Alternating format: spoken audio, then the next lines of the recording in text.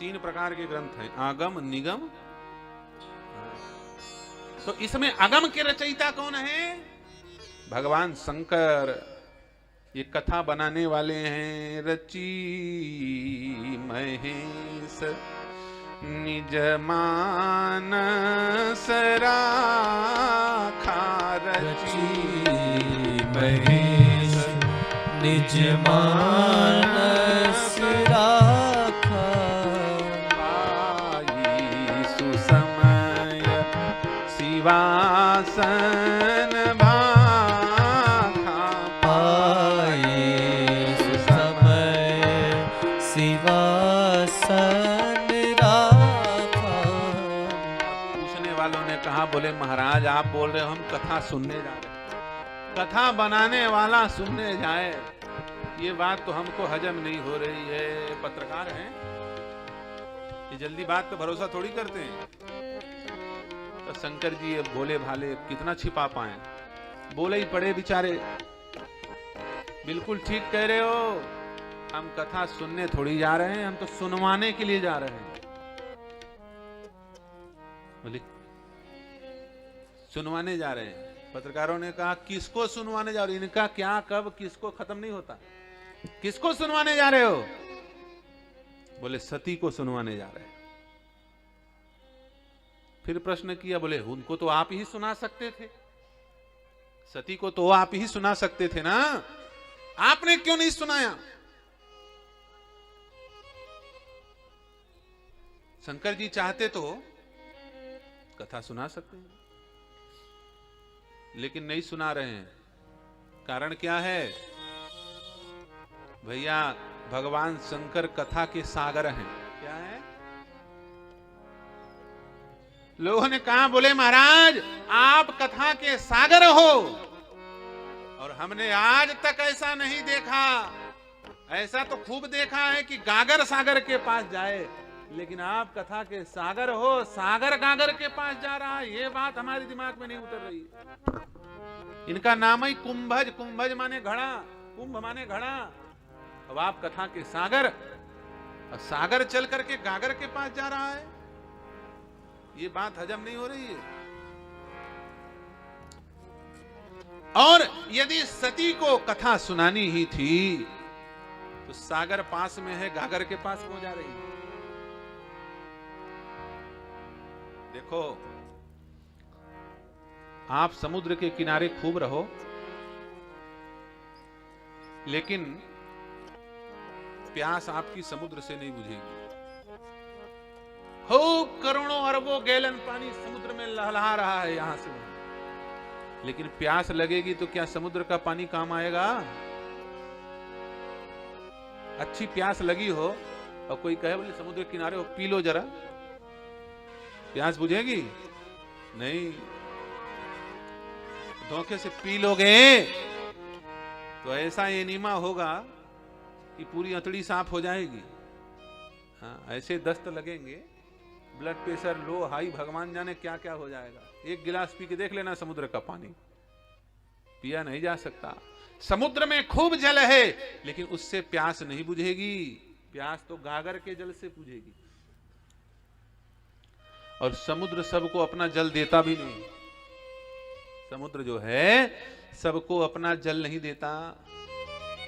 सच बताओ, समुद्र किसको अपना जल देता है? बादल को देता है। तो सारे बादल को देता है क्या? अभी भी बादल हैं, बहुत सारे घूम रहे हैं ऊपर में, इनमें पानी है? नहीं है। कौन से बादल को समुद्र अपना जल देता है?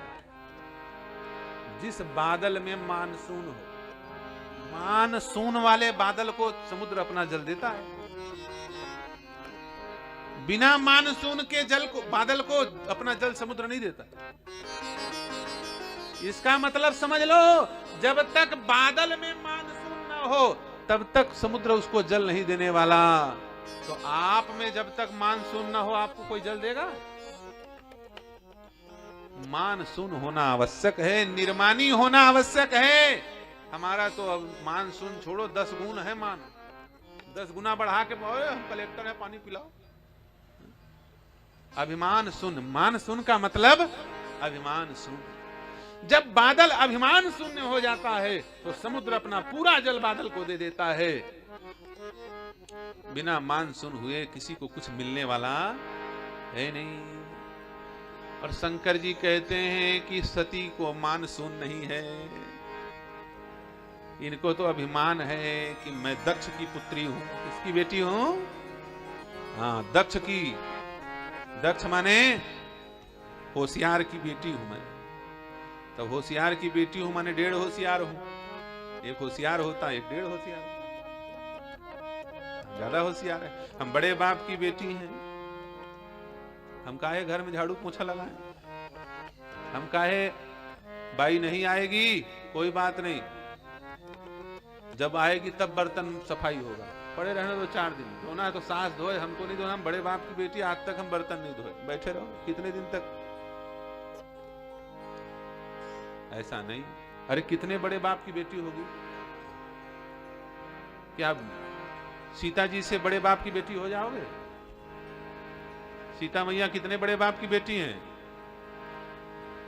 और सुनो, इनके बाप की प्रशंसा तो बाद में करना, इनकी सुन लो।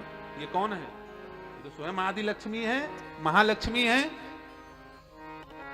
लेकिन जब आवश्यकता पड़ती है तो अपने घर का कार्य स्वयं करती है।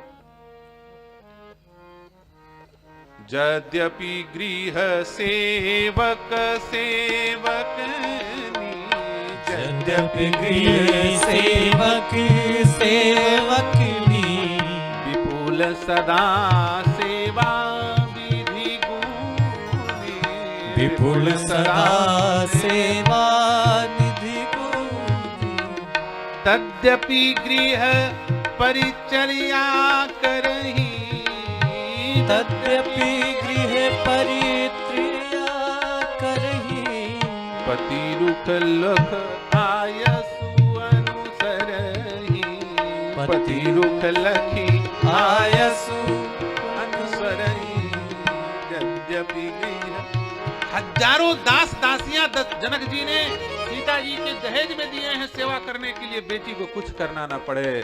फिर भी सीता जी गृह परिचर्या, अपने कमरे की झाड़ू पोछा खुद लगाती है, अपने कमरे में किसी को नहीं घुसने देती। जहां राम जी शयन करते हैं ना, अपने कक्ष की सफाई खुद करती है।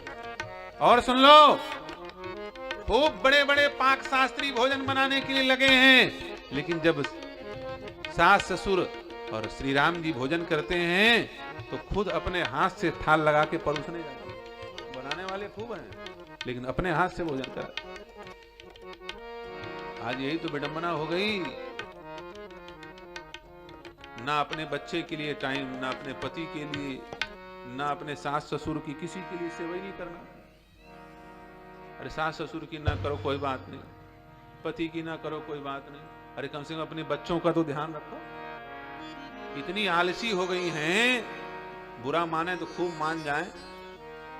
हम कौन सबके घर खाने के लिए जाए? हमको तो ओझा जी खिला रहे हैं खूब, महाराज जी ने कह दिया ओझा जी के यहाँ पाना, हम थोड़ी भूख मरने वाले हैं। भाई ये भोजन बनाती है ना, और ज्यादा होगा तो उधर नहीं मिलेगा तो फिर महाराज जी के पास। यहाँ तो माताओं का कोई काम ही नहीं, यहाँ तो बाबा ही लोग बनाते हैं, यहाँ थोड़ी हमारा टिक्कड़ भक्कड़ बंद होने वाला। बुरा मानो तो खूब मान जाओ, सही बात तो हम बोलेंगे ही। मान जाओ जितना बुरा मानना है, कौन हमें चुनाव लड़ने आना है? ना हमको तुमसे वोट मांगना है, ना हमें यहाँ तुम्हें चुनाव लड़ना। इतनी विडंबना हो गई है कि पति देव भी नौकरी कर रहे हैं और श्रीमती भी नौकरी कर रही हैं। अब बेटा पैदा हुआ, उसे पता ही नहीं है मेरे माँ बाप कौन है, बेटा से भेंटा ही नहीं है। अब वो बिचारी देख रेख करने वाली, अब वो सेवा तो करती है, लेकिन अब क्या करे, अब दूध थोड़ी पिला पाएगी, दूध तो जिसका बच्चा है वही माँ पिलाएगी ना। तो बेटा पैदा हुआ, उसको पकड़ा दिया बोतल, बोले ले बेटा इसी को पी। अब वो बच्चा बेचारा भ्रम में है, उसी बोतल को मम्मी माने बैठा, इसी ने हमको पाला पोसा है। इतना प्रेम बढ़ा है उसका उस बोतल से कि वो बोतल छोड़ने को तैयार ही नहीं है। थोड़ा बड़ा हुआ तो फिर दुनिया भर का वो Pepsi, Coca Cola, Thums Up, क्या क्या आता है, वो बोतल पकड़ लिया, ये वाला बोतल छुड़ा, वो बोतल पकड़। थोड़ा और बड़ा हुआ, बोले इसमें मजा नहीं आता, बोतल से प्रेम है, तो फिर वो वाला बोतल पकड़ लिया। और वो बोतल फिर सीधे भूमि तल में ही दबाता है। उस बोतल को जिसने पिया वो तो भूमि तल के नीचे चला जाता है, मर गए। इसलिए नारी समाज की धुरी है। इस समाज को माताओं ने ही बांध रखा है। सबसे बड़ी जिम्मेदारी समाज को सुरक्षित, सुव्यवस्थित, संस्कारित करने की यदि किसी को है तो वो माताओं की है। और समाज की यदि सबसे बड़ी जिम्मेदारी किसी के प्रति है तो माताओं के प्रति है। इनके अस्मिता में, इनके आदर्श में, इनके सम्मान में कोई कमी ना हो, ये समाज की जिम्मेदारी है। और समाज बिखरे ना, ये जिम्मेदारी माताओं की है। इसलिए सबसे महत्वपूर्ण माताएं